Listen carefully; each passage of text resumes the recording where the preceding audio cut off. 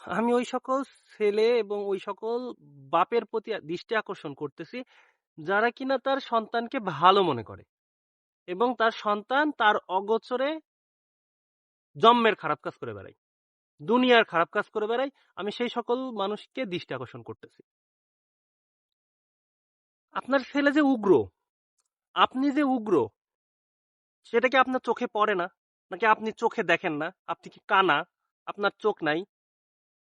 আপনার ছেলে সমাজের মধ্যে উগ্র মেজাজে কথা বলে, বড়দের সম্মান করে না, ছোটদের স্নেহ করে না। তারপরও আপনি আপনি মনে করেন আপনার ছেলে ভালো, আপনার ছেলে উচিত কথা বলে। আরে ভাই, উচিত কথা বলবে তখনই যখন অন্যায়ের বিরুদ্ধে সে যখন কথা বলবে। তার নিজের স্বার্থ হাসিলে যখন উচিত কথা বলে, তখন কি সেটা কি ভালো কাজ হইল? আমার তো মনে হয় না সেটা ভালো কাজ হইল। আপনি একটা মানুষ, আপনি একটা মানুষ যেখানে আপনার সন্তানকে ভালো ব্যবহার, নৈতিক শিক্ষা দিতে পারেন নাই।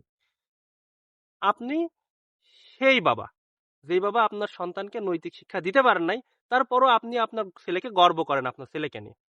কিভাবে? আপনার মাথার মধ্যে কোনো কাজ কাজ করে না।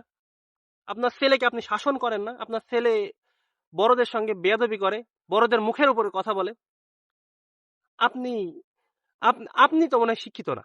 আর শিক্ষিত হইলে আপনার মধ্যে সেই শিক্ষার জ্ঞান নাই।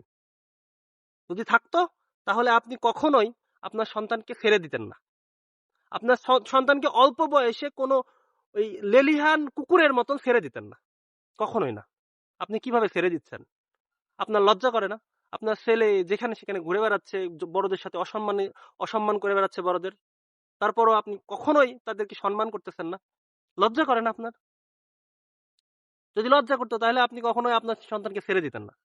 আর আমি ওই সন্তানকে বলতেছি, ভাই আপনি কি মনে করেন আপনার নিজেকে?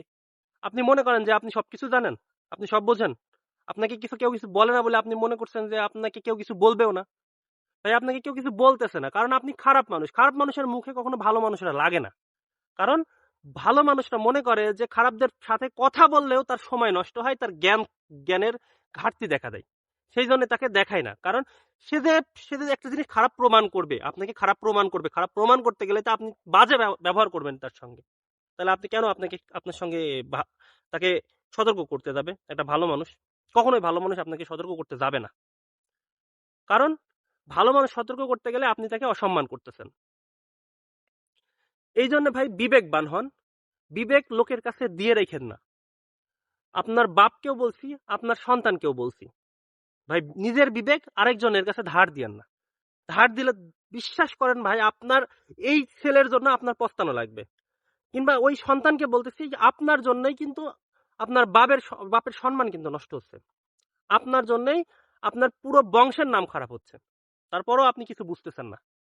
লজ্জা থাকা উচিত আপনার, লজ্জা নাই। লজ্জার শেষ সীমানায় আছেন আপনি। ধন্যবাদ।